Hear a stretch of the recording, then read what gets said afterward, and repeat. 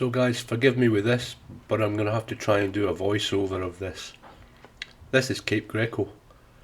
I used to work behind those gates there at a radio station for Radio France, and also located there was a radio station run by the Americans called Radio Sawa.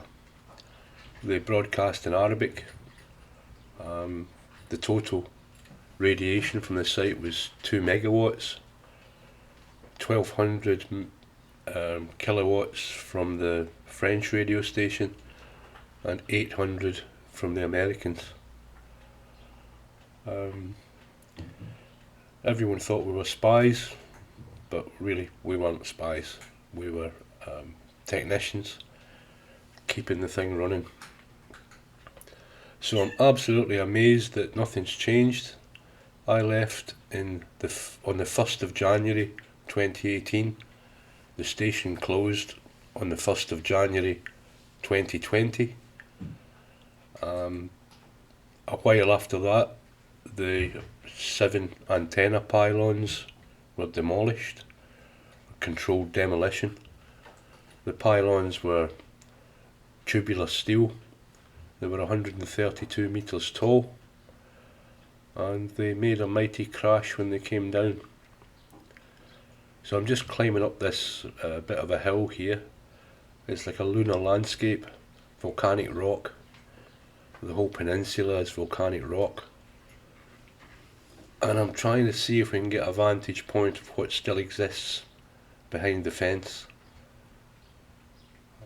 As I say, I'm completely amazed that nothing's changed on the exterior.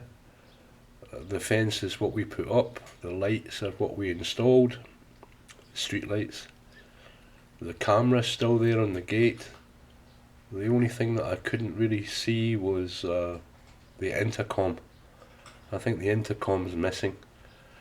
People used to come and press a button on the intercom, and it would ring a bell in the control room, and we would answer, and 9 times out of 10 it was someone in trouble.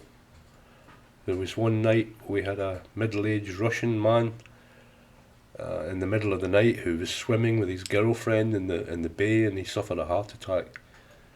I don't know whether the water killed him or it was the young girl.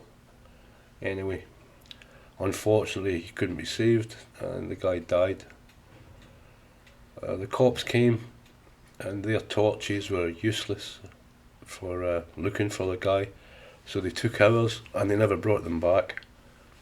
So the cops stole our torches because we had very powerful torches. Most of our work was at night and outside, so we needed extremely powerful torches.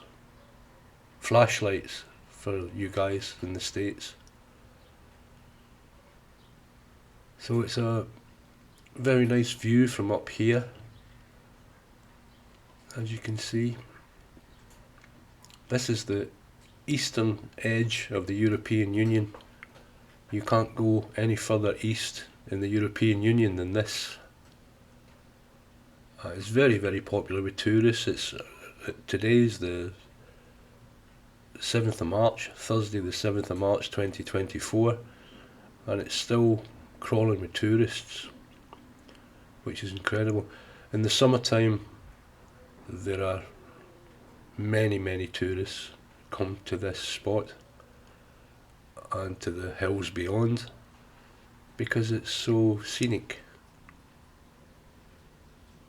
Nice day today with some low cloud, bit of low cloud, but it's clear, it's fairly warm, but it was very, very windy, and when I came home and checked my footage, I found that my voice was completely blown out by the wind noise. I was horrified. I hate having to try and do this. It's an absolute nightmare.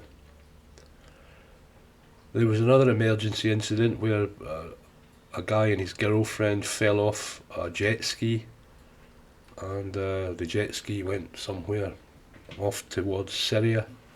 Syria is 70 miles away in that direction. They were fished out of the sea. He was wearing just a pair of budgie smugglers and she was wearing a tiny bikini. And I had to take them to the place where they rented the jet ski to explain what had happened, and for the guys who owned the jet ski to come and try and retrieve the thing.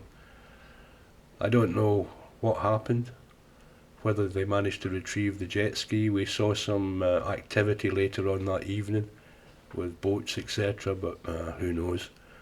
I was just too pleased to get rid of the kids. They were soaking wet, they were afraid, and I was glad to pass on that responsibility to somebody else. The things that used to happen here on this peninsula and the emergencies that we were called to attend was absolutely incredible. You wouldn't believe it. You didn't know what you were coming to every day, both in terms of the technical work and fishing people out of the sea. It's that kind of place. But I hope you're enjoying these views. Cyprus is a very nice place to visit.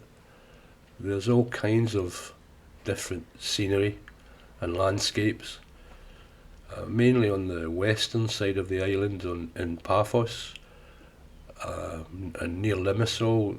The terrain looks like this, but on the eastern side of the island it's very fertile red soil, and the county name is Amakostos, which it means red soil. So guys, not very much else to say here, apart from it's very tricky to walk on this volcanic stuff, and I was just glad that I was wearing appropriate footwear. The main building's still there, and I notice on top there's a large amount of antennas, so I'm assuming that something military is happening in there now. The antennas that I could see from this distance were 4-stack dipoles, some cardioids, and a few collinears. The arrangement of the 4 stacks lead me to believe that it's some kind of direction finding. It would have made a perfect base for Coast Guard, something like that. It's unfortunate that from this vantage point we can't see the lighthouse, which is in that direction, as you're looking at now, about a further half a mile, a kilometre away, maybe slightly more. There's been some kind of technical base here at Cape Greko since the 1950s. There was first a British radar station here, and I believe on Google Earth or Google Maps it still refers to the British radar station. That was removed shortly after the Suez debacle in 1956. After that there was a relay facility for a system called Ace High, which was a NATO telephone system running over microwave links, which ran from Norway to Turkey. And also that was removed, I believe, in the mid-80s, the mid-1980s. It was surplus to requirements following the introduction of various satellite links. And in 1972, 2 years before the Turkish invasion of northern Cyprus, the French radio station was set up there by Radio France International. And in the early 2000s, the Americans asked if they could establish a radio site there. The French were the prime contractors. The actual installation was built by the American electrical mechanical engineers. They installed all of the filters and all of the gizmos, and the frequency was 990 megahertz. Sorry, kilohertz.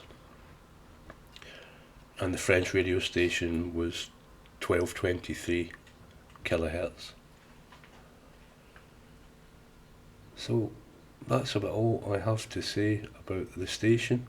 At the end of this video I'll do what I can to put in some footage of the antennas actually being destroyed. They came down with quite a thump. No doubt it was registered somewhere on the Richter scale, because there was tons and tons of steel in every antenna. So I'll let you enjoy the sea views, and I'll shut up. Thank you very much for watching. Do what you can to watch to the end. I know it's a little bit boring, but you never know what you might see. Cheers guys, bye.